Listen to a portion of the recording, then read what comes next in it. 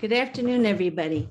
We're going to start because we only have about an hour and a half. My name's Megan Nolan, and as the president of the Adelphi Society for Psychoanalysis and Psychotherapy, also known as ASPP, we'd like to welcome you to our third presentation of our Meet the Author series. The presentation portion will be about an hour, and then we'll have about 30 minutes of discussion where the audience can ask questions. If during the presentation, however, you have a question about what's being spoken about, please feel free to write it in the chat box so that then when we get to the second portion of the workshop, we can call on you to ask your questions. Before I introduce Dr. Dustin Taoud, the chair of our ASPP Meet the Author Committee, I'd like to thank our dean, Jacques Barber, and our director, Amira Simha Alpern, who is joining us tonight.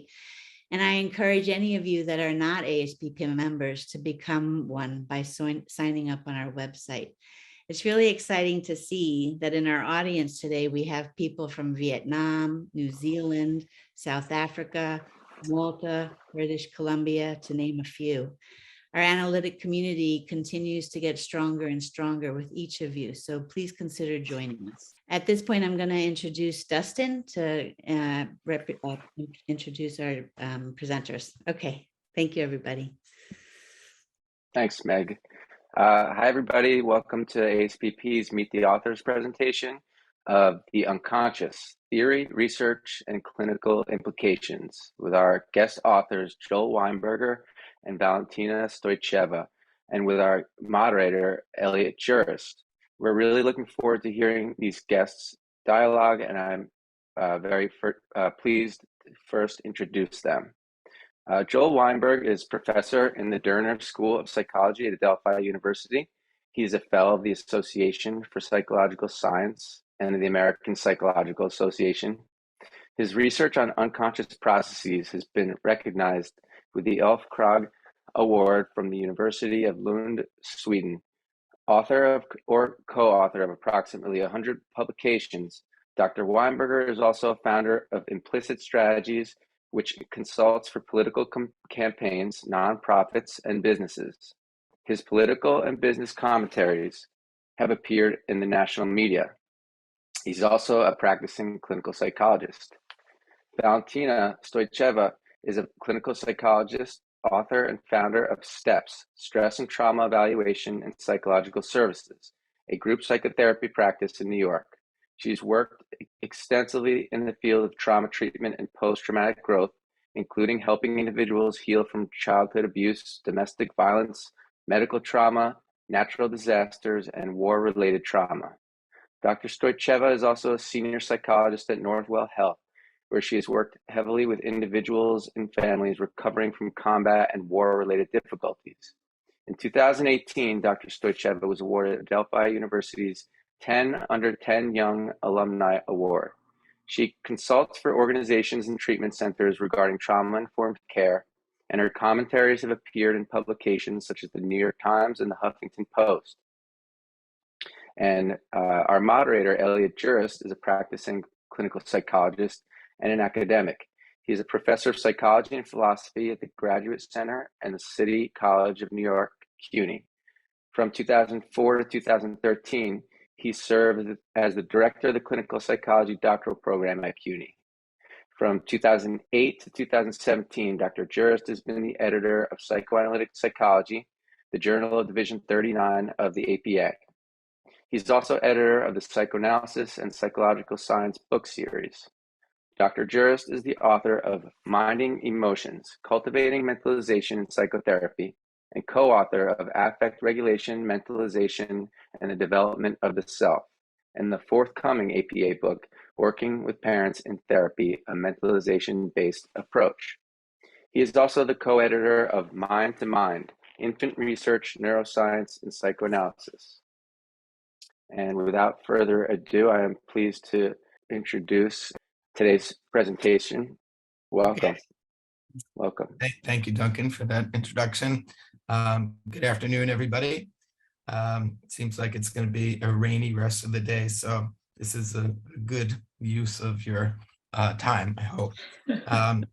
I want to begin by just mentioning that Joel and Valentina's book is part of a series of books that I edit called Psychoanalysis and Psychological Science. Guilford Publications is supporting this venture of having researchers write about their work in such a way that clinicians can understand and also benefit from.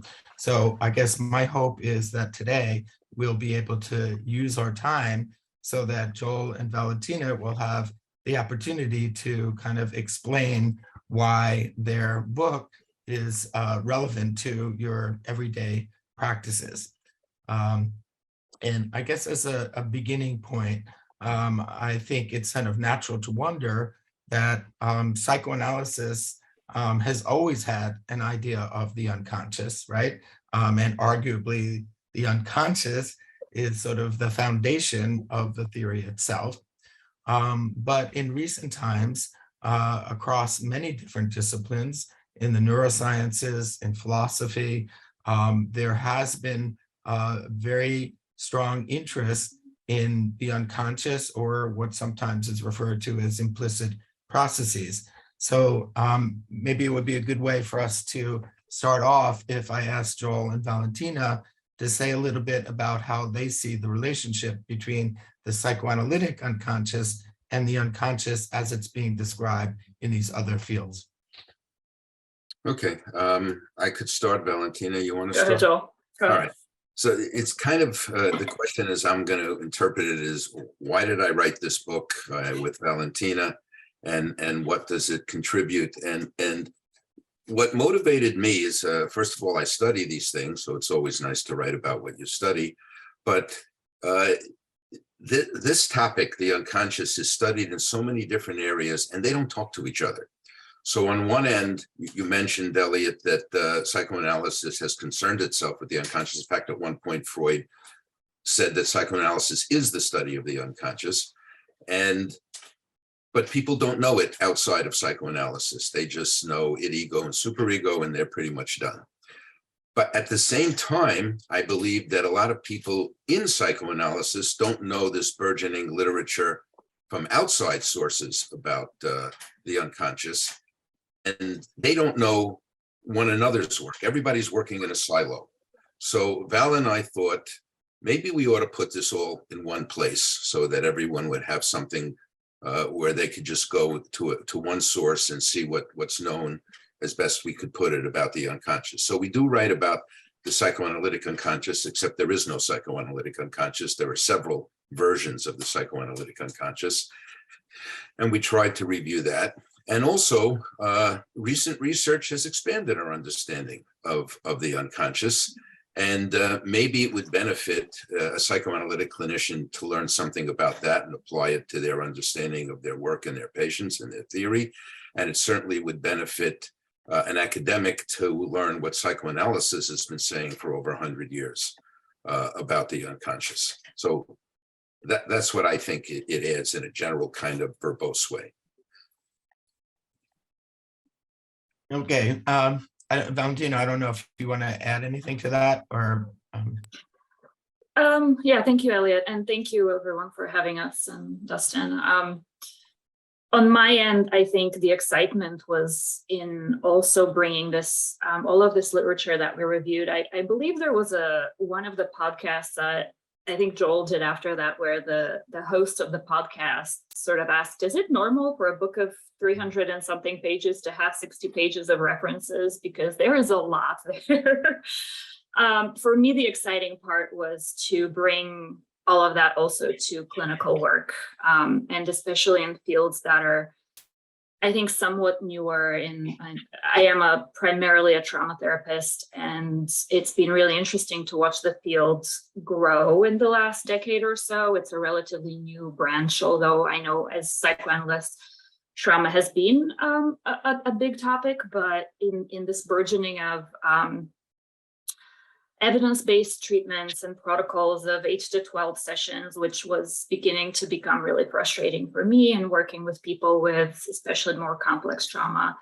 understanding how the normative unconscious, not just the dynamic unconscious, impacts the recovery process was fundamental. So that's where I came in. I guess that's where my interest started there. Okay. I kind of want to pick up on something that Joel said, because he mentioned that there is no single psychoanalytic idea of the unconscious, that there are a multitude of them. And can I invite you to comment a little more about that, and maybe specifically about the way in which interpersonal theory views the unconscious, or even relational psychoanalysis as well? Sure, that could take up the whole rest of this meeting, but I'll try to make it short. We've gone. Freud started with a kind of very clear and technical view of the unconscious, primary process versus secondary process. I won't go into what those mean because I'm assuming the audience knows. And then the object relations people went on and said, well, it's not really that amorphous and fluid. It's always object related. And the interpersonal and relational people said, well, it never exists outside of a relationship. And then what it is has varied. So we hear of unformulated experience if we're talking about the relational unconscious.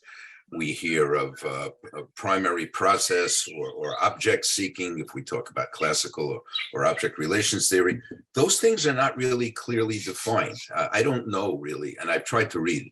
Unformulated experience, I think, captures that what's conscious and unconscious can change from moment to moment and depends upon the interaction you're having. I get that, but that's all I get. It's not precisely defined enough so I can say, here's how the unconscious works, or here's what it does, or here's how it does it.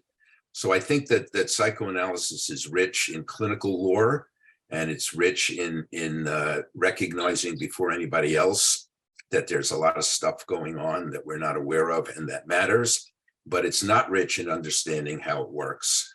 And it certainly is not precise. Freud was precise. It's become less precise over time, is my view of it. And also, I'll also say this. In psychoanalysis, there's an implicit view of the unconscious as kind of maladaptive or pathological. And part of what motivated the book is, why would we evolve to have a crazy unconscious that screws us up? That doesn't make any sense. So it has to be, and this is how we came up with the normative unconscious, that these processes evolved really to help us to do good things. And sometimes they don't, they go awry, just like anything else in our minds and bodies can go awry. They didn't evolve for us to have problems, but we have problems. So how did that happen? So I think that psychoanalysis can learn from the implicit literature, the academic literature about what Val and I call the normative unconscious, and also could do with a little more precision in terms of how it understands it in the various points of view, self-psychology, interpersonal, relational, object relational, classical, ego. There are more psychoanalyses than I have fingers on my hands. So there's just that many versions of the unconscious as well.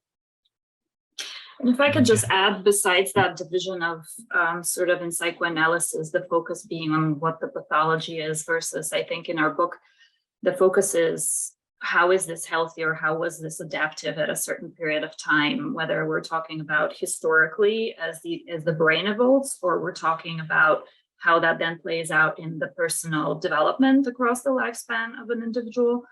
And I think it's important also to point out that not the shift here is that according to psychoanalysis, we talk a little bit more discreetly about processes in the mind that are conscious and ones that are unconscious, versus all of the research that we have reviewed actually points to a much more nuanced and complex picture, meaning that most, if not all, mental processes have both a conscious and an unconscious component that work in relation to each other. So that's one of the bigger conclusions that we make based on what we've read and then able to synthesize for you in the book.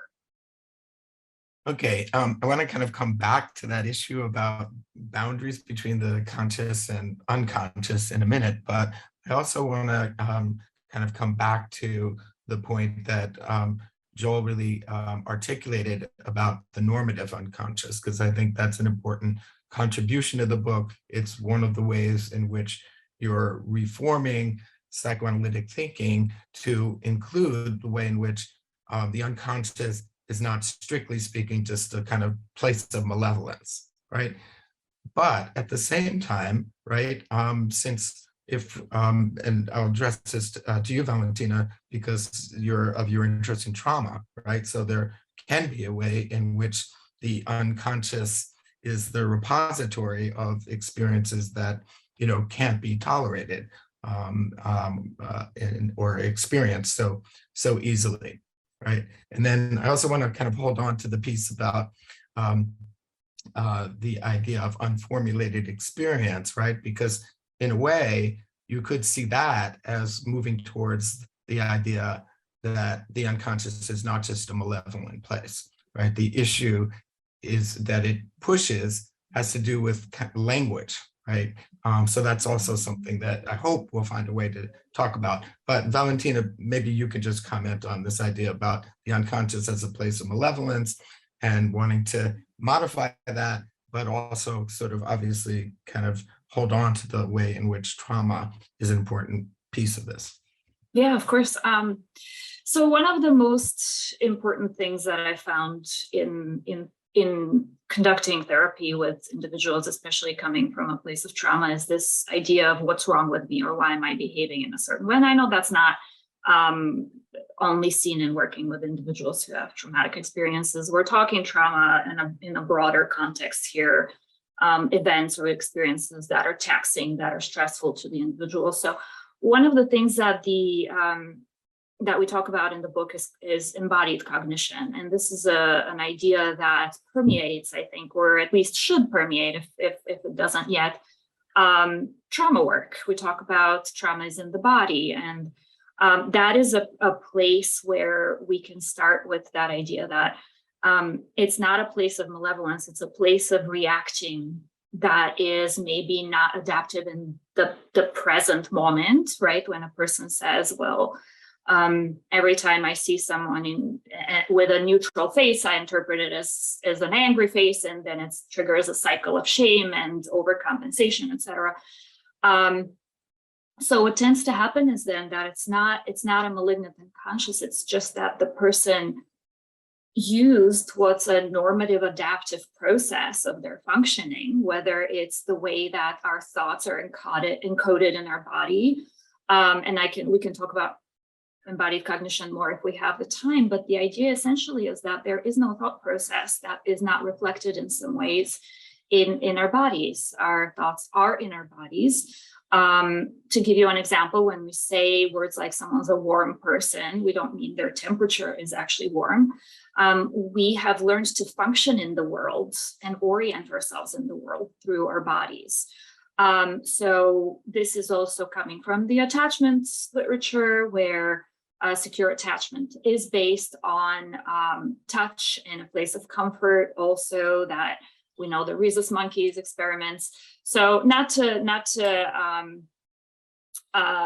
get too tangential about it, but the impetus was to talk about not so much what's wrong with how the person is behaving or thinking or what emotional cognitive cycles are occurring, but when and at which point was that adaptive? Because the normative unconscious is not irrational. It's not that something's wrong with it. It's that it's irrational. It will use all of our resources, internal and otherwise, to adapt to the environment that we're presented with. And the more extreme that environment is earlier on, the more extreme our adaptations will be, and they will seem, quote unquote, irrational once a person steps into our office. Joel, I don't want to take all the time. No, that's fine. Should I jump on that? Should I more talk about what we are calling the normative unconscious? Should I try to connect them? What would you prefer at this point? I think that makes sense to try to say a little more about the normative unconscious, because it might be a new idea for people and it's very crucial in the book. Okay, So I'm going to do a little evolutionary theory to get there. Obviously, we evolved. We have thumbs. We stand upright. But the world is not the world that we evolved in. We evolved in something called the Pleistocene era. That was the last era in which human beings actually changed, evolutionarily speaking, which is why, for example, we like sweets and fats and salts. And I'm a victim of that myself. We didn't evolve for refrigerators and grocery stores, and therefore we eat foods that are bad for us that were once good for us. That's kind of the metaphor, if that makes sense. So I'm going to try to show a little bit. And by the way, we evolved in evolution. First came the sensory and motor parts of our body that evolved, and then the cognitive kind of grew on top of that. So when Val talked about warm and close, it is literally the case that the parts of the brain that react to temperature and distance react to those psychological states that we talk about. Literally the case. In other words, if you raise the temperature of a room a couple of degrees, so not to where it's uncomfortable, people will feel friendlier and nicer. If you show a drawing of two objects closer together, they'll think they have a better relationship. It's literally the case that our psychological states are built on top of our physical states because they evolved earlier. So I'm going to give an example, if I may, of the normative unconscious in action, hopefully demonstrate to you that it actually happens. So I'm going to pretend, and I can't see any of you, so I'm hopeful that I can get the reaction, and I'll just give the premise. So let's say I have in my possession a jar. And does everyone see the jar? Everyone sees the jar? There's no jar. I'm just holding my hands a certain distance apart. There's no jar. But let's pretend there is a jar. And in the jar are 100 personality descriptions. 90 of those descriptions are of engineers. 90 are of artists. 90 engineers, 10 artists, all in this jar. I'm going to pull one out and read randomly what it is. And then I want you to tell me if it's an artist or an engineer. So I'm going to read it now. Creative and emotionally sensitive. Raise your hand if you think it's an artist. Okay. People have raised their hands. Now raise your hand if you think it was an engineer. So what do the numbers look like, Dustin? Just very heavy-handed on the side of artists. Okay. So what the hell is wrong with you guys? Did I not tell you that 90% are engineers? Did I not say that? Did I not repeat that? So are you actually telling me that it is impossible for an engineer to be creative or emotionally sensitive? First of all, by definition, engineers are creative. They solve problems. As for emotional sensitivity, I mean, they can't. You should guess engineer no matter what I said. You shouldn't even be listening to me unless I said something like, I do paintings for a living. Or I am a mechanical engineer. Instead, what you have now all exhibited is implicit bias. You've heard the term, now you've experienced it. So for artists and engineers, that's harmless. Okay, who cares? We're not going to do anything bad to art.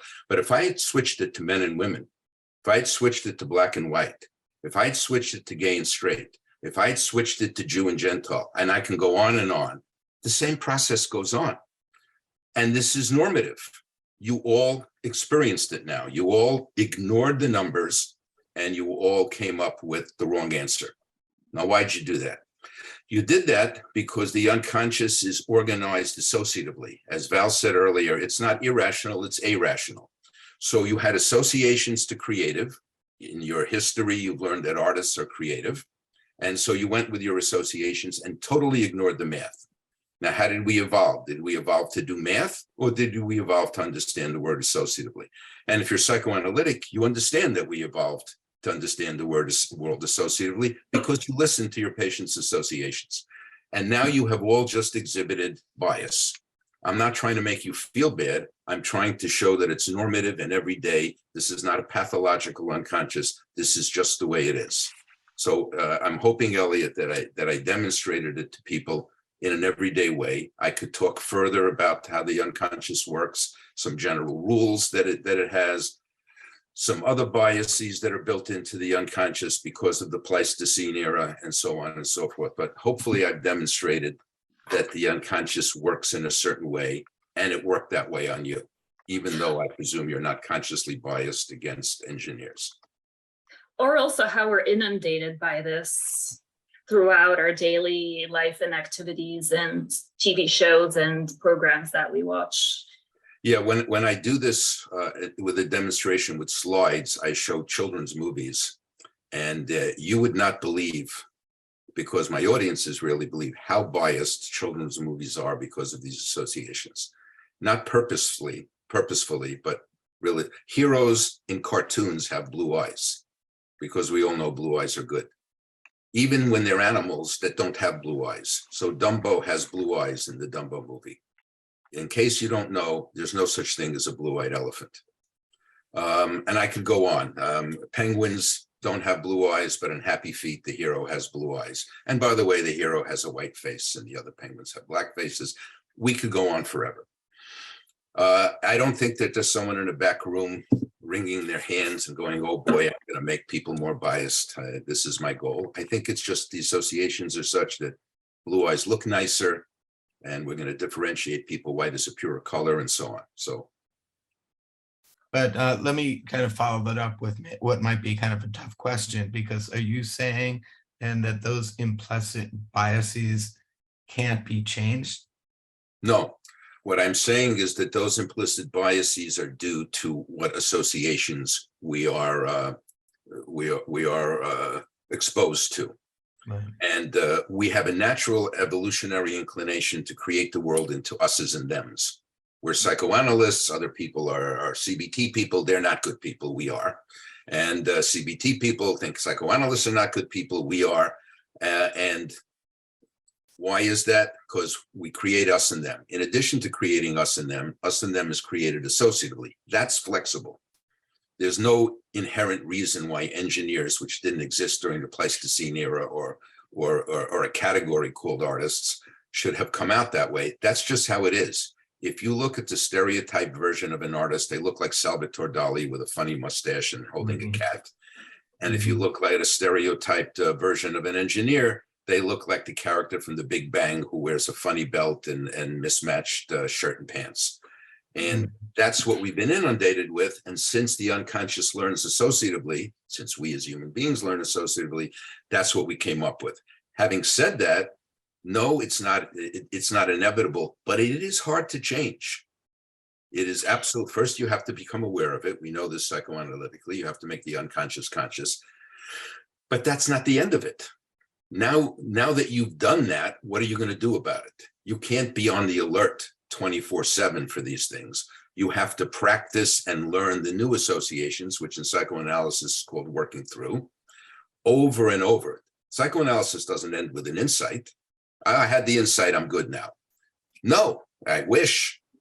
Now you have to go over the insight over and over and over and apply it to different areas of life, because your associative networks are ingrained after a certain point. Yeah, let's Not to mention, oh, sorry, Elliot. Well, let me just sort of flag that we're coming back to that issue of the relationship between the conscious and the unconscious, which is, I think, very important for looking at the clinical implications. So go ahead, Val.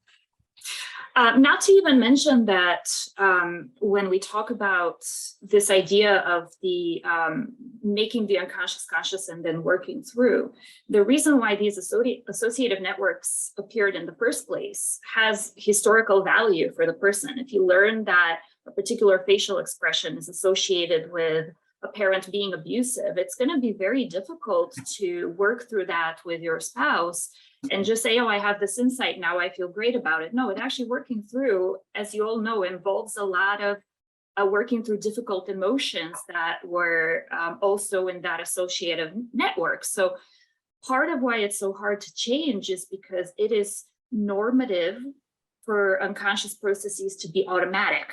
Once the trigger is there, it kicks in and your reactions just happen. They're in your body, they're in your thought process, they're in the effective salience of what's going on. And in order for change really to be sustainable, we have to, as we say in the book, make these change, make now the conscious unconscious, which means to automate it And how do you automate something? You do it over and over and over and over again until it becomes actually quite literally muscle memory. Wherever that saying came from, it's very accurate here because it does go in the body. So if it takes that long for a patient to create sustainable change in your office, imagine how long it takes for a society to bring the implicit biases to the surface and be willing to work through them to a point where they get called out and actively changed. It takes generations. Mhm. Okay. Joel, do you want to comment about? What I would add is there's an adaptive aspect to that. If your associations could change on a dime and were that flexible, you'd be like water. You just take the shape of whatever container you were in. We can't live like that. We have to be consistent and act consistently. So that has a positive aspect to it. And the negative aspect to it is when it can go awry because we can develop associative networks that are negative. I saw one of the chats is that engineer and artists are white males. I never said what gender they were. That is an associative network as well, that they ought to be white males. Why should they be? There's no reason. I never mentioned their gender. I never mentioned their ethnicity. That is an automatic association that a lot of people will have too. And that's a correct comment, that people will have those associations. But they're not necessary, except that it's necessary to have stable associations to live your life. Otherwise, how are you going to go to work every day if you know the light changes differently and now your whole associative network changes? You have to have consistency.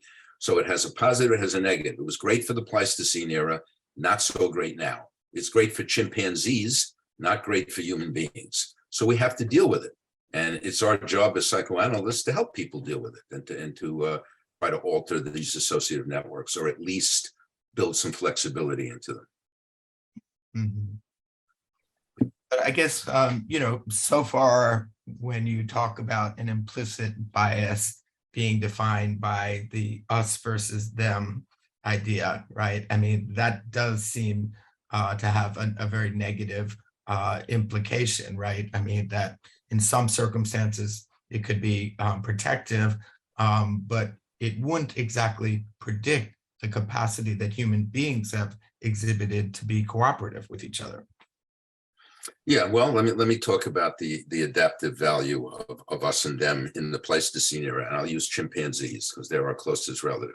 When another group of chimpanzees shows up to a troop of chimpanzees, they're not greeted with happiness and they have a party together and they share their fruit tree.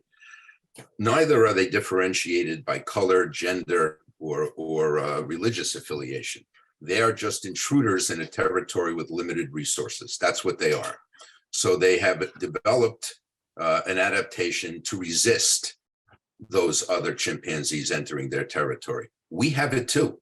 If I were to switch this to immigrants, if you look at the bias against immigrants, it's they're going to take our jobs. They're going to take our people. They're going to harm us. They're going to kill us.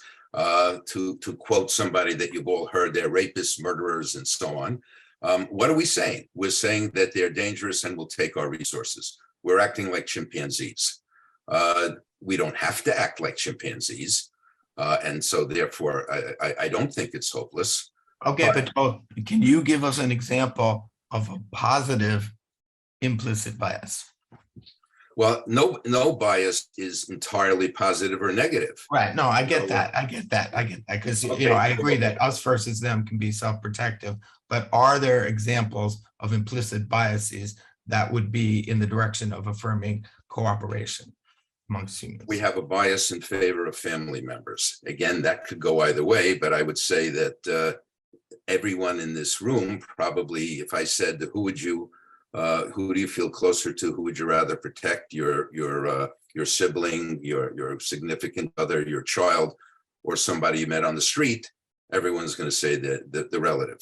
That's built in. If you think about it rationally, there's no reason for that. The reason for that is an evolutionary reason. And that's adaptive because I have two sons. And if I thought about it rationally, they're pains in the neck. They cost me money.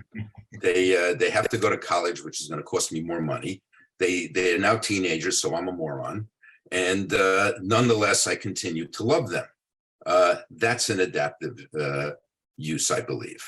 Can that go bad too? Everything can go bad, but everything can go good as well. And hopefully we learn to become more flexible and deal with those issues in a more adaptive, flexible way. We don't have to do the things that we do when we think about it. There's no reason to base a bias on a color or an ethnicity or a gender. That's just what we've learned to do in our society and in our culture. Yeah.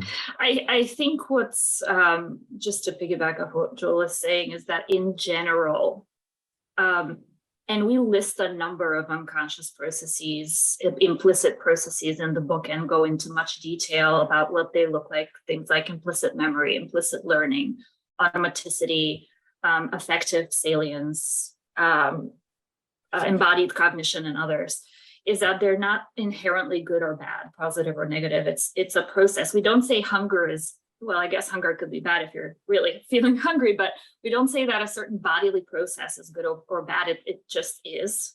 We get hungry, we get cold, we get warm. We need to address those needs.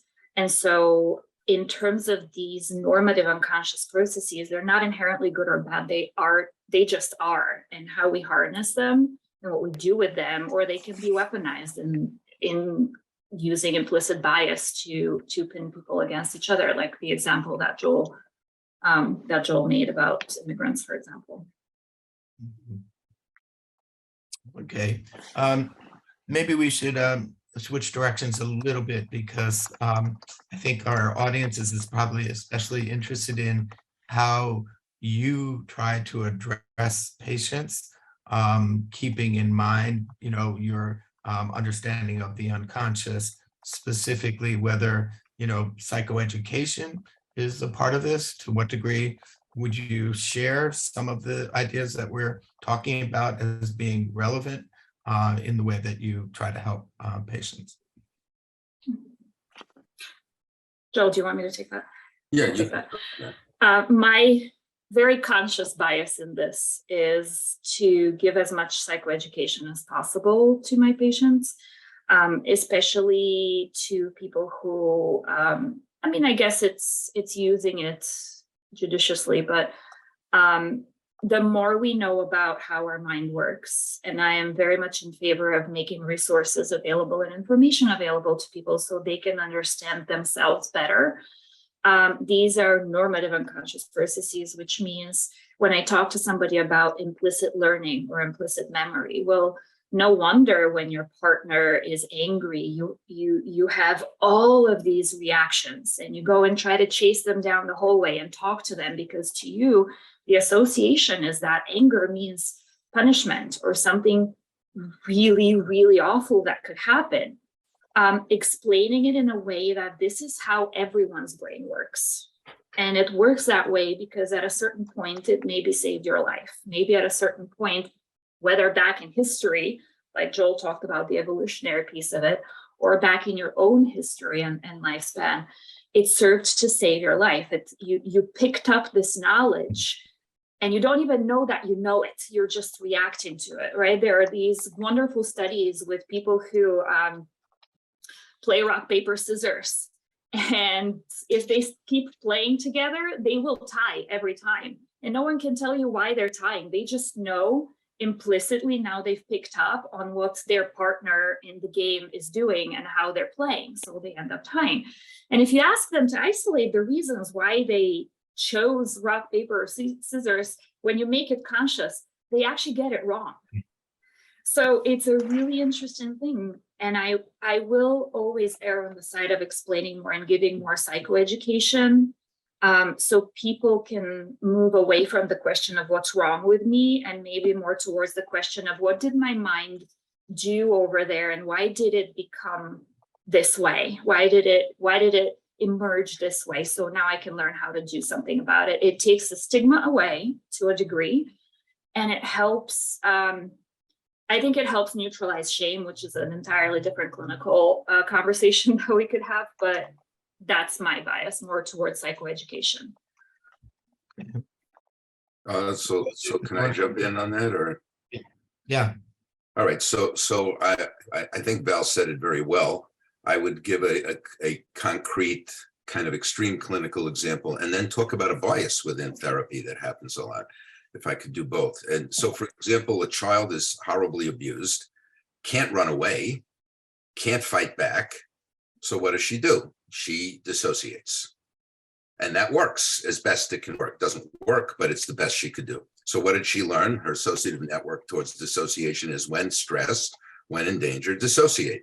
Now she's 25 years old, and that's not a good strategy anymore, but it's learned.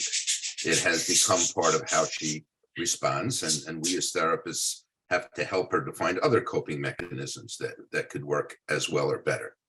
I'd also add something from attribution theory, which we also review in the book. One of the basic findings, I'm not going to get into the weeds, so I'm just going to talk about it basically, is you understand your own behavior in terms of the situation, but you understand the behavior of others in terms of their character and personality. What do I mean by that? I give a very simple example that's not in therapy. You're driving on the highway, someone cuts you off, they're an a-hole. That's it.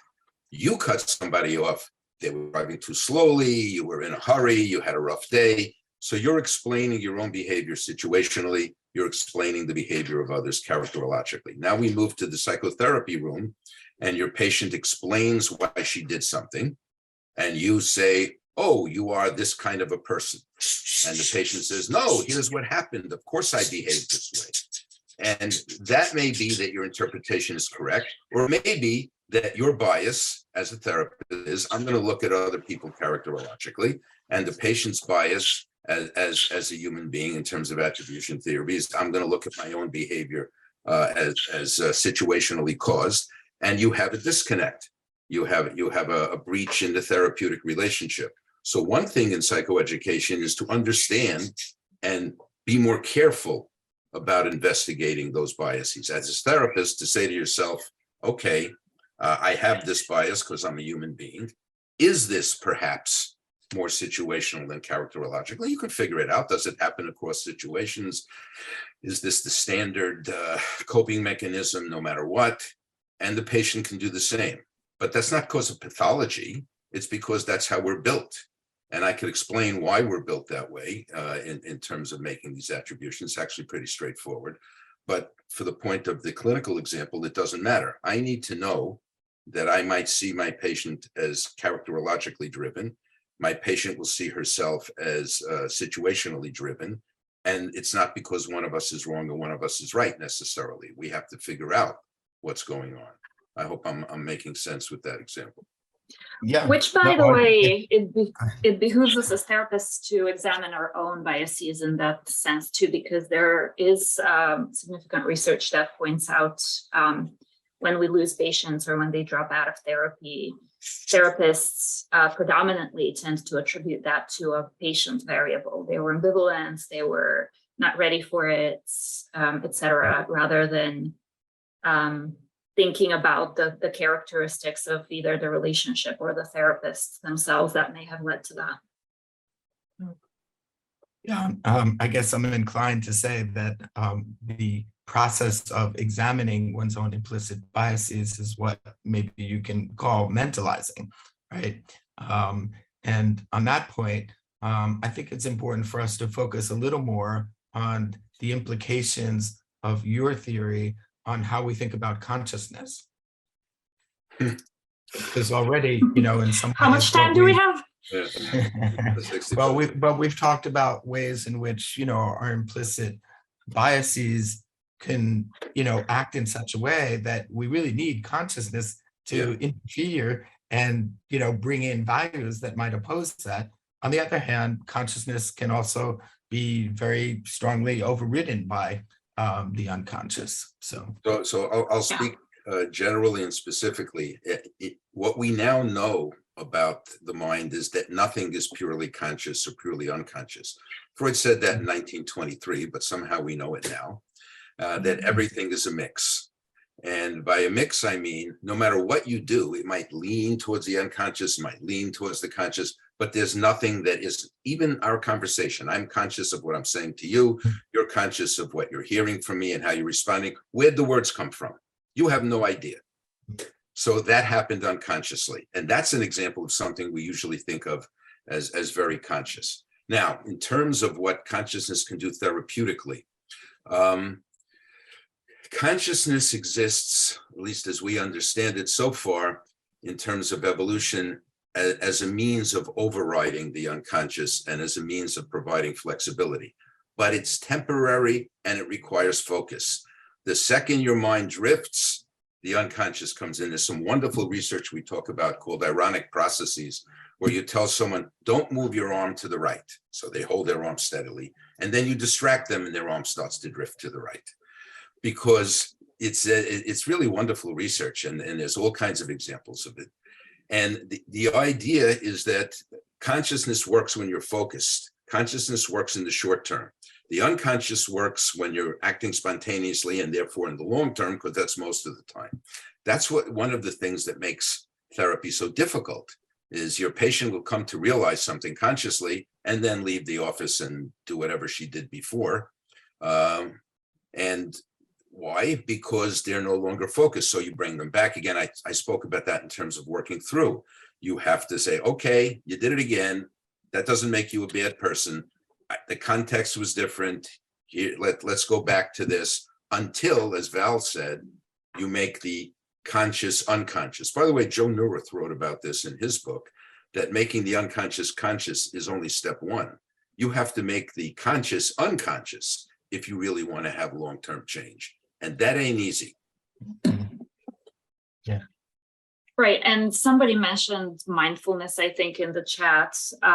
That's emerging. I'm not familiar with the most recent research, since it's, as those of you who have written a book know, that you review the research for years and then the book comes out 2 years later. So there might be newer stuff since I read the latest on that, but it appears that mindfulness is, besides therapy, the one practice that actually helps with these normative automatic unconscious processes. So the more time you can spend in mindful, it doesn't necessarily have to be meditation, but self-reflection, stopping in the moment, being more present, it interferes with the automaticity of unconscious processes.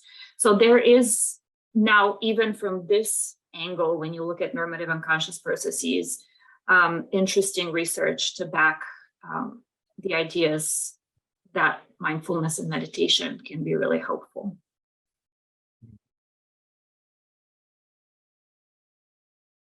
Okay, there's another idea that I think Val introduced, but we didn't really discuss much about embodied cognition, because that's also an important piece to try to address the relationship between the unconscious and the body. Yeah, so embodied cognition is actually one of my favorite areas, if you can say that, just because it relates to trauma quite a bit too. The idea behind it, as I say, is that cognitions live in the body first before they become shaped and molded into a conscious thought or verbalization. So the reason why this happens is because when we are still very young, in the periods that are pre-verbal, we orient ourselves to the world through our bodies. Also, we use certain simpler concepts to understand more abstract concepts, right? As human beings, so far that we know, we are the only species that understands abstract concepts. However, how well can any one of you really say that they understand the concept of time? I mean, I've tried to listen to all sorts of physics gurus and it still evades me. And maybe I can understand 10% of what they talk about, Neil deGrasse Tyson's, and et cetera. But the idea is that we don't actually necessarily grasp fully these abstract concepts unless we use metaphors for them. So a metaphor for time is space. I can understand space. I can understand moving forward or backward in space. So if you talk about people understanding through their bodies, this is where the body comes in grasping these abstract concepts. We talked about the idea of warmth. If you give somebody, this is a nice little trick. If you want someone to like you and you're meeting them for the first time, hand them a cup of warm liquid, whatever. It could be tea, coffee, it doesn't matter, because the warmth signals to the brain regions this is warm, and they're experiencing you as a warmer person, if that's your goal. That comes from very early on. Warmth is soothing. When a baby is hugged by a caregiver, the warmth is soothing. There are multiple other, also, we talk about somebody is a sweet person. We don't say someone is a salty person, although in fiction, maybe that's a nice metaphor to use. But, you know, someone's a sweet person or a sour person or a bitter person. There's a reason for that. And that's because we anchor our understanding in our bodily experiences that we can understand through our body. So this is very much related to therapy, because again, thinking about associative networks and how people react in their environment and to the people around them. As therapists, it's really important. In trauma, especially, it's important because I've been working a lot lately in the area of using metaphors in trauma treatment. And what is a better metaphor than basically your world is shaken up with trauma, right? Your world is inside out and upside down. And how do we even understand the gravity of trauma? So using the understanding of embodied cognition can lead you to places where you can not only empathize, but when we were talking about that shared space, the interpersonal matrix of the unconscious, you can enter a space of dysregulation with a person, and through a well-placed metaphor, for example, you can sort of pull them out into a place that their body is going to respond better than if you were just to describe their experience with adjectives. I'll give you a very quick example. So with a patient who had constantly served as a go-to person to multiple dysregulated people in their world, the metaphor of a rescue truck really resonated. The moment I said, you're really acting like a rescue truck here. And you could see the affect change, because for a second, there was a visual and there was an experiential moment of realizing how she was functioning in the world. So I'm going to give it to Joel, because I think I'm talking too much, Joel. You're not talking too much. If anyone is, it's probably me. But what I would add to that, I seem to be in an evolutionary frame of mind today, is that what embodied cognition is about, scientifically speaking, is that the sensory parts of our being and the motor parts of our being, in that order, evolved first. And cognition evolved on top of that, and what evolution likes to do is take advantage of already existing structures. So that literally, as I said earlier, warm is the same part of your brain. Now, some of you know the literature or read a little bit about the literature on mirror neurons, where if you see someone engage in a certain action, you feel what they feel. You have a kind of empathic response to it. So what that leads to clinically, to be more concrete and less abstract, is the importance of metaphor. Metaphors tend to be physical. Depression is a burden. It weighs on you. You can lift the burden. And I think that the reason metaphors work so well,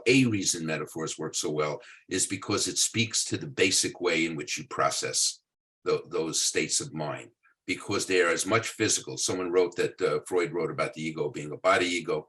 This is more specific than that. It's that, in fact, it's the same neurons. It's not a metaphor or an analogy to the neurons. Those are the neurons, the same neurons that engage in physical pain, engage in psychological pain. When you see someone you care about in pain, what's triggered in you are your pain neurons, literally.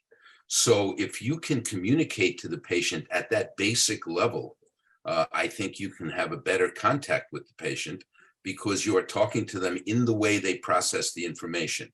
And we know from psychoanalysis the importance of metaphors. And I think that this is one of the underlying reasons for it, and will help us to pick metaphors. The more physical, the better, in my mind. Yeah, and there is a question also in the chat about, is this because of the emotion that the metaphor elicits, or the intellectual? And I think it's really neither. It's the body, or rather the whole associative network that it taps into and it elicits, right? When you say a rescue truck, it's not just the urgency, the anxiety, the thoughts of I have no time for myself, the idea I lose myself in it. It brings all of that immediately at a visceral level.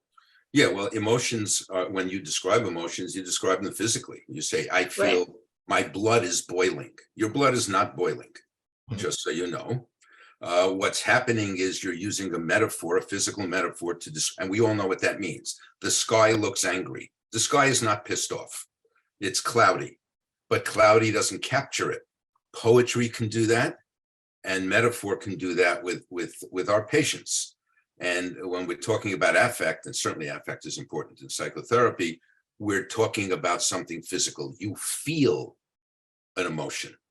You can't really when you intellectualize an emotion, you haven't felt it. We all know that. And I'm going to stop there. I could go on this one.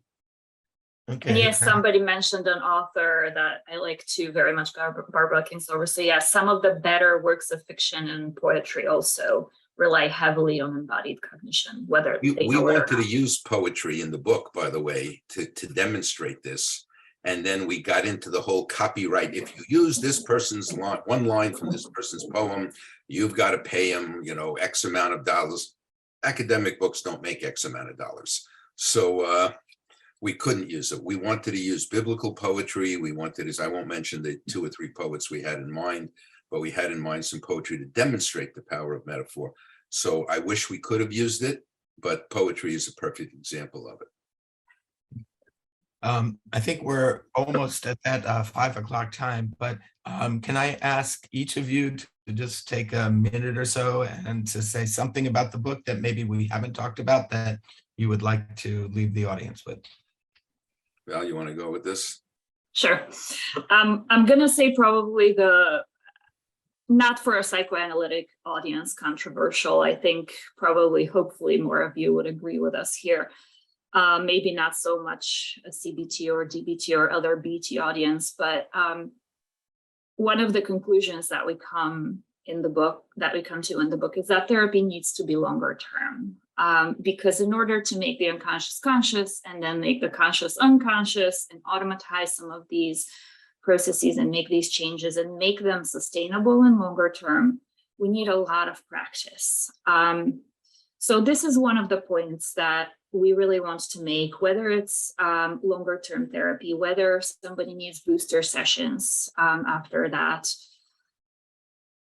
8 to 12 session EBTs are all nice and great and they can get you started. But for longer term change, if you're going to look at psychotherapy from a normative and conscious perspective and lens, our assertion is that you need longer to create that sustainable change. Yeah, I think the metaphor would be, you're not going to change. We talked a lot about bias today. You're not going to change bias in 12 sessions. You're not going to end racism in 12 sessions. What makes you think you can end a lifelong pattern of depression or anxiety in 12 sessions? How is that different? They've learned it just as strongly. They have it just as powerfully. I'm going to end, because I know we're running out of time, with a little bit of autobiography of how I came to this, is that I took a class my first semester in grad school in motivation, where the professor declared there's no such thing as the unconscious. And I remember thinking, he's crazy. How can he say this? And he said it. And that got me into what turned out to be a lifelong search for, how can anyone believe this?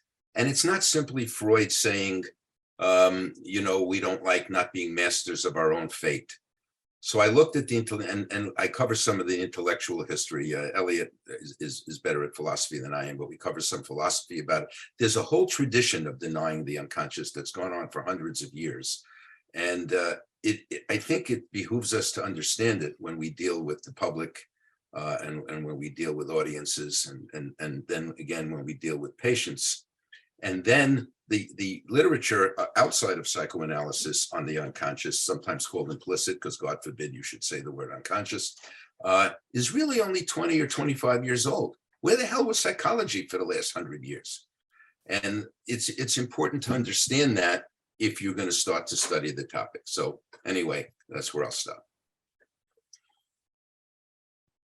Okay, so I think there are a number of questions that have come in through the chat, and maybe we should turn our attention to them. Let's see.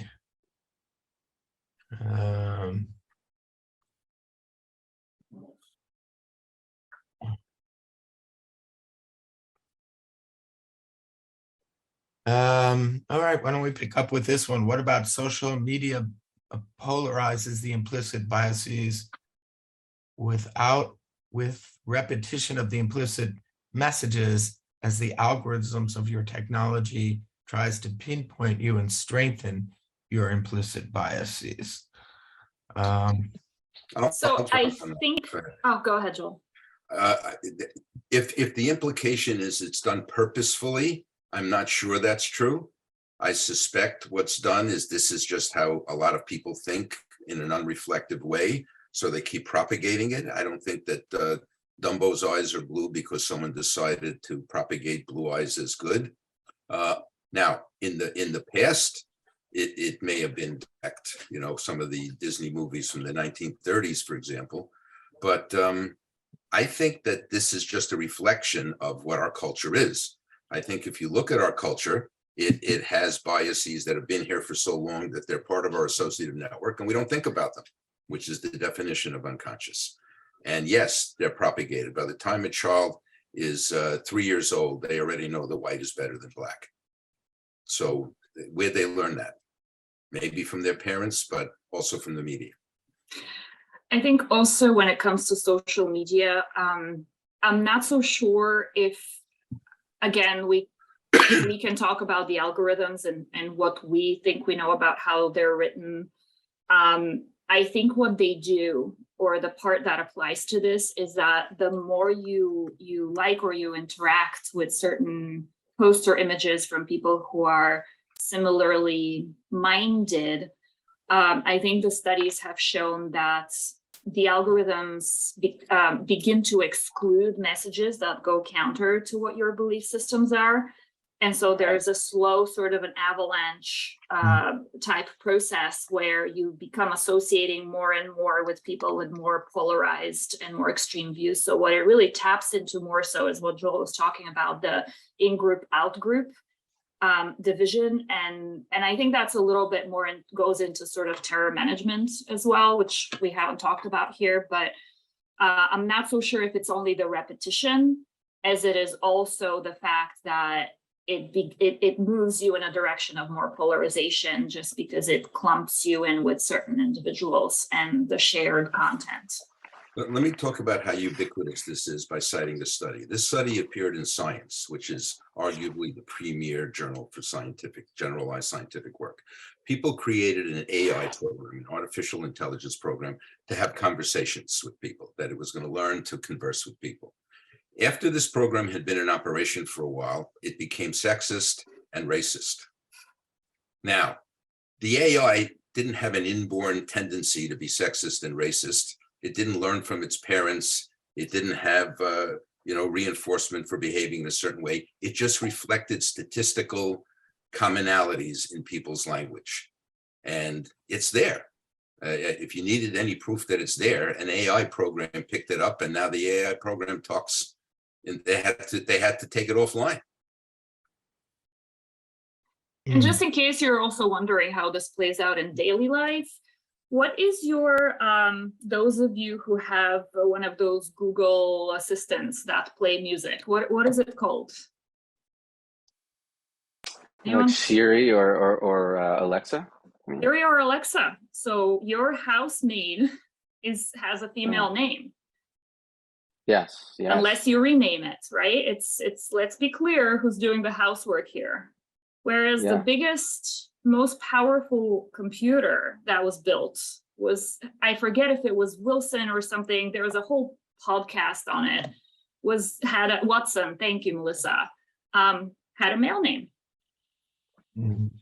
But Yeah. I'm sort of wondering about this point because we're identifying that social media seems to function in a way that reinforces implicit biases, right? And that, as is a very well-known and identified fact about it, that, you know, you only kind of listen to things that, or, you know, gravitate to things or into people who you agree with, right? And that's has led to further polarization, right? So there's a question about the intentionality, right? Because it has to be possible that there are people who would like to see the reinforcement of those implicit biases, maybe even as a reaction to witnessing counter tendencies, right? So I don't know if it would just be paranoia to imagine that there could be an intentionality in which some people benefit from this and other people don't. Well, certainly no one's going to deny that there's overt bias in the world. I was focused on on the way I spoke to talk about the unintentional bias in the world, which in some ways is worse. I mean, I can recognize a Nazi or a racist pretty easily. It's hard for me to recognize Dumbo with blue eyes, or you know, that the hero is always male and the female, the heroine is always helpless. That's a little more subtle. So that's why I focused on the other way. But of course, you're right. All we have to do is look at the polarization of our society and see that people are resonating only to the message. If you watch Fox News, you're not watching anything else. And if you watch CNBC, you're not watching Fox News. And so, you know, we know that. And actually, there are reasons for that. We resonate to things that are similar to us. You know, our favorite letter of the alphabet almost invariably is the first letter of our first or last name. And it's not because we're narcissists, except in a generalized way. So yes, we like to hear the choir preach to us. All right. These I was thinking about the implicit biases also just being so much strengthened by the fact that the algorithms are designed not for human beings to become more educated, but for them to click on what they are learning will, you know, for clickbait, that so with the outcome of money involved. So it's not, you know, then it becomes very isolating or an echo chamber for people's implicit biases. Well, let me make it clinical. That is clinical, but let me make it more stereotypically clinical. So if a person is depressed, they're going to listen to sad music. They're going to look for, you know, proof that the world is a terrible place. And they're going to tell you nothing works. And you don't hear a depressed person tell you about their successes. You hear the depressed person tell you about how nothing matters, nothing works. That's not different. People resonate with who they are. We call that salience in the book because it's what you've experienced most often. It's what your strongest associative network is. If you're anxious, you'll find out all the things that can go wrong. You're not going to find out that you really have nothing to worry about. It's kind of our job to make that happen less, but that's not unique to bias. It's who people are. People look for things that reinforce what they already believe. You see it more blatantly in bias, but you see it in depression, you see it in anxiety, you see it in paranoia. Paranoid doesn't look for safe-ish. Oh, that was safe. You're not going to hear that from a paranoid. You're going to hear, you know, all the dangers and all the threats.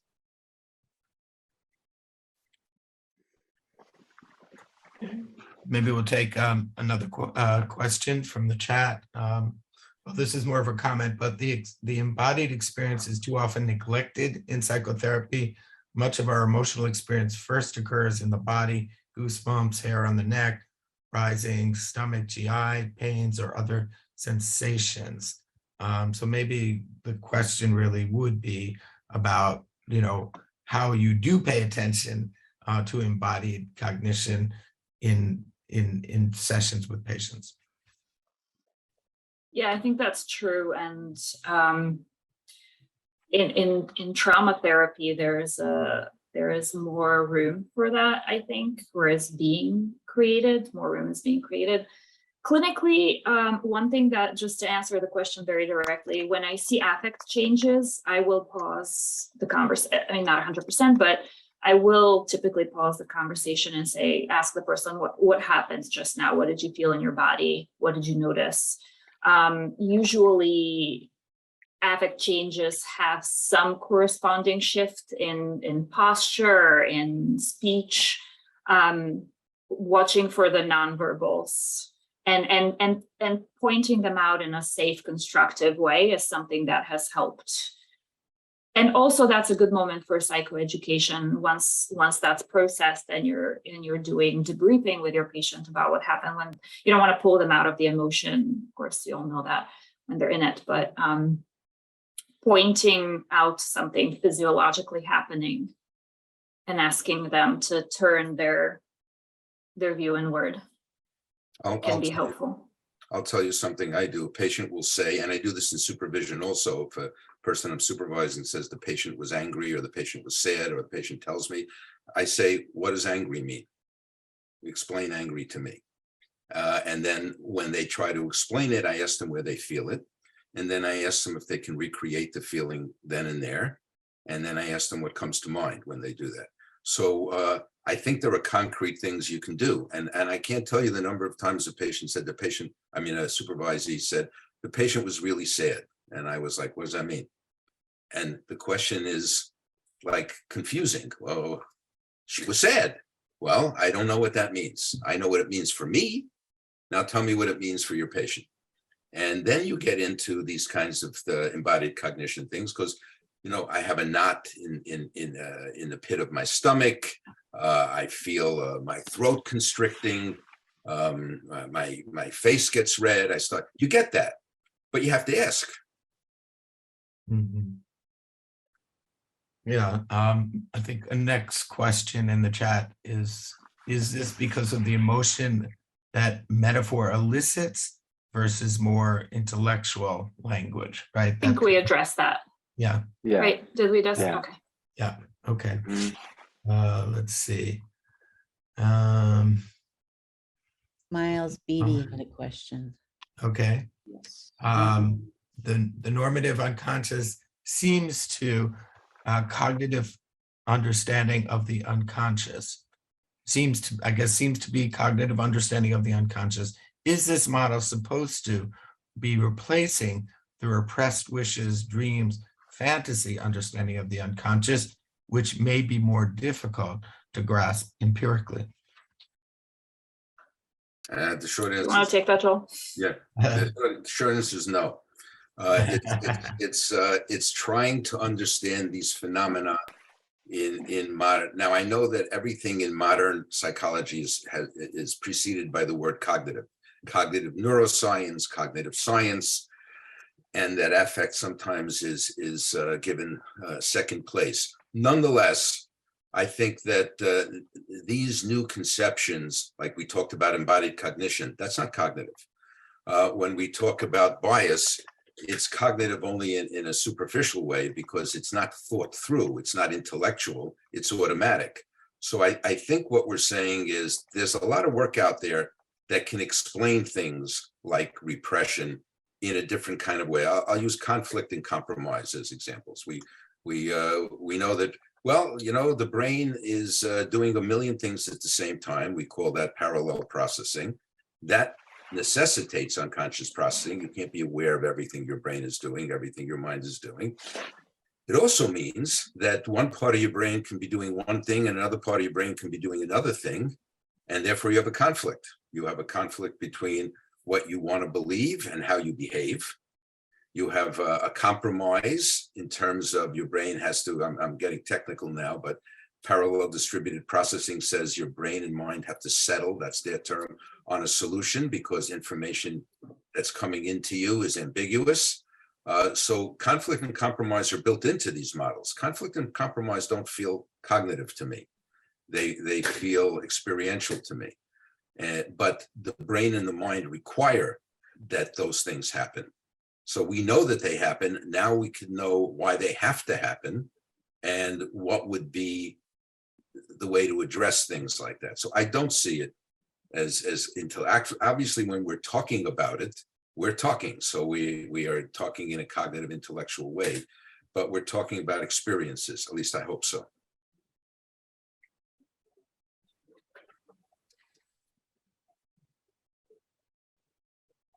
You're muted. Unmute, Elliot. Okay, thank you, Val. I was going to move on to the next question, which is, does the implicit biases that come from intergenerational trauma divide groups of people based on their historical backgrounds? I mean, I take this question to mean that, in invoking evolution, right, as the context for implicit biases, that does have to come up against, the historical record, right, that is remembered. And that means the story that we ultimately have to tell is sort of more complicated just than, evoking the origins. Yeah, but if you don't recognize that this is something built into people, you're just going to demonize it and call it bad.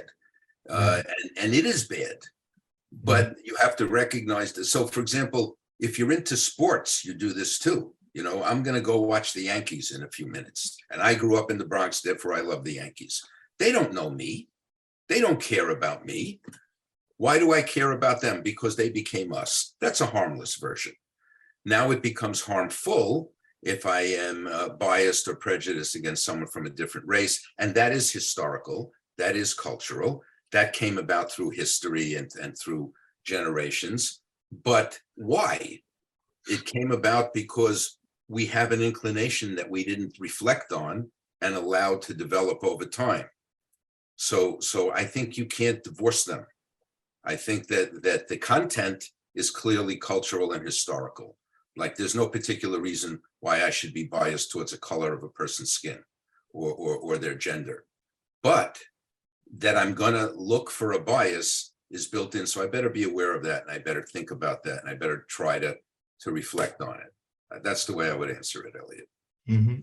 Okay. And I do also think when it comes to intergenerational trauma or collective trauma as well, something that's important to mention too is who is the victim or survivor of the trauma, or who is the perpetrator of the collective trauma, because that creates different dynamics as well. And so we as human beings don't like to feel bad about ourselves. We have fairly low tolerance for feelings of shame, for example. We try to push them away. This is a place where the more dynamic unconscious also comes in terms of defenses that we defend against these emotions. So those processes at the collective societal level also play a part in the in-group and out-group as well. We can see this also in terms of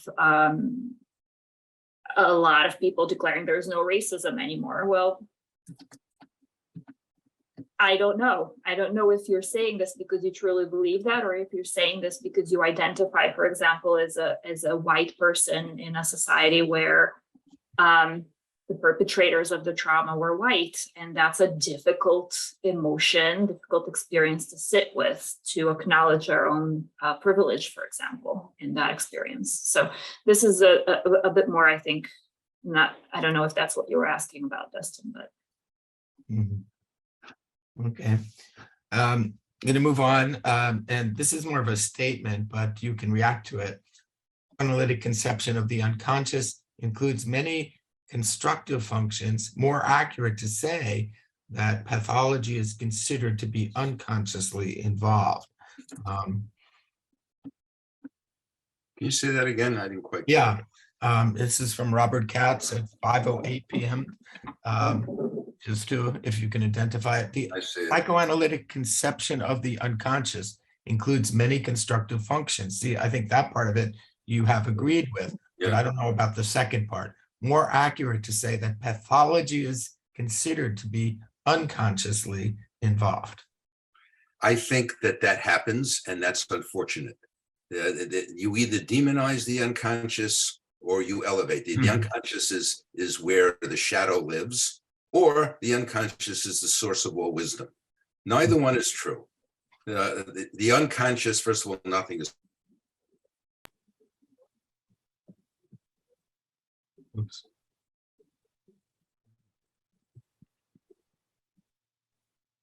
I think we lost Joel for a second. Yeah, I think it froze.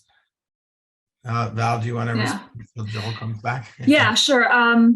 So I don't know if to finish Joel's sentence, I think what he was going to say is that we cannot consider any process only conscious or unconscious.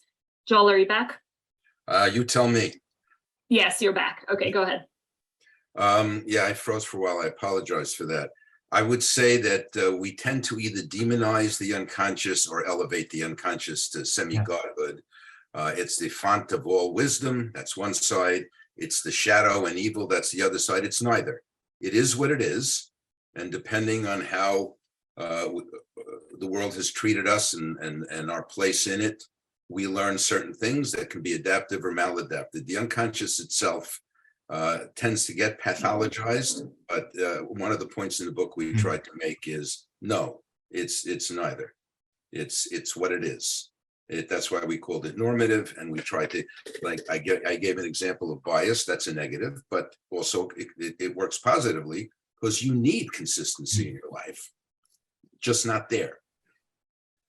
I noticed that someone suggested Mounds Beatty has a question, and let's also invite anyone who wants to just raise a question, not even in the chat, to have an opportunity. So Miles, would you like to ask this question?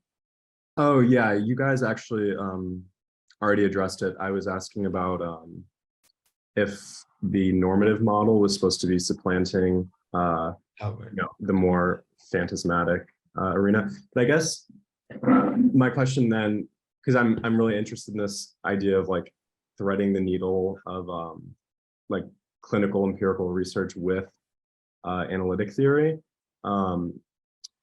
Yeah, I guess like in your book, like this is sort of like what you see happening is like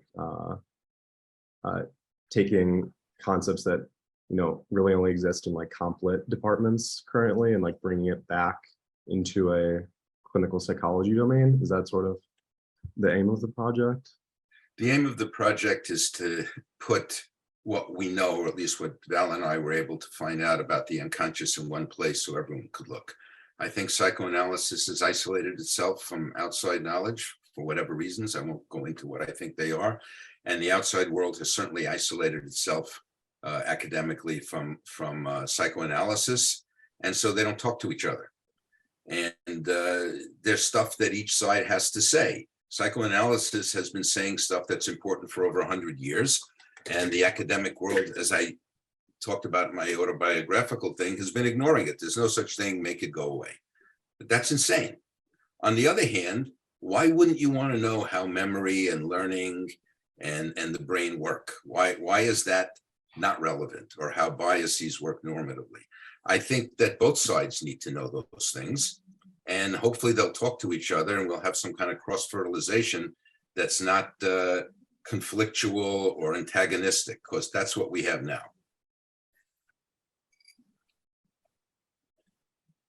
I hope I answered your question, or at least addressed it. And we do have a lot of clinical material in the book as well. With each individual process that we talk about how this is clinically relevant. So we do bring it into the therapy office as well.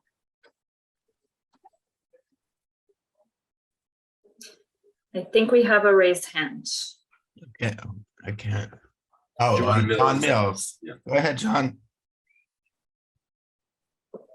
Yeah, thanks very much. I'm on your side, of course, because I was on the committee that voted for you to get the award for the American Thank you. Thank you. Award Academy.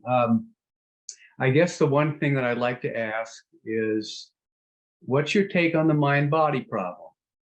Because it sounds like a lot of you, or a lot what Joel of you were talking about, seems like you're reducing the complexities of consciousness to a physiological substrate. and whether or not, that's a warranted move. Of course, there's a lot of problems with that philosophically, with the mereological fallacy, with the fallacy of misplaced concreteness, and things like that. But I don't believe that you're a reductionist in that way. So I wanted to give you an opportunity to expatiate on that, please. I'm laughing because we have 3 minutes and I'm to solve the mind-body problem in 3 minutes. No, of course we haven't solved the mind-body problem, but I think we've added something to it that they're not that separate. I'm not saying one can be reduced to the other, not at all. But I'm saying, I guess my view, if you wanted it in a nutshell, is a kind of what in philosophy is called the dual aspect view, kind of like light is both a particle and a wave. Well, how can that be? Particles are not waves and waves are not particles. Well, guess what? They are. So if I were to answer your question in the remaining minute and a half, I would say that I would take a dual aspect view. There is no reduction of one to the other. There's two ways of looking at it. And it depends on how you look at it, what you come up with. And I think the first person to come up to say that was William James, who's, by the way, a hero of mine. And that was well before the photoelectric effect came up with the idea that there's both a photon and a wave. So no, I don't know how to solve the mind-body problem, but I certainly would not want to reduce one to the other. No, and somebody just mentioned in the chat, it popped up about intergenerational transmission of trauma and epigenetics. And this is what Joel said, it's yes and. We know that therapy changes brain scans for people before and after. We know that there are actually physiological changes that are reflected. And we also do know that untreated trauma causes changes in our DNA. So both are true. Well, there's so many more questions, and there's so much. This has been such a lively, stimulating dialogue. But unfortunately, we have to end at this point. And I just want to thank you so much, Joel, Valentina, and Elliot. This has been a wonderful, wonderful presentation. I really want to thank the ASPP Meet the Author Committee and encourage you all, if you're not a member of ASPP, to please consider joining. We'll have a link in the chat box. And thank you so much for attending, and have a great evening, everybody. Thank you. Thank you. Thank you for having us. Thank you. Thank you.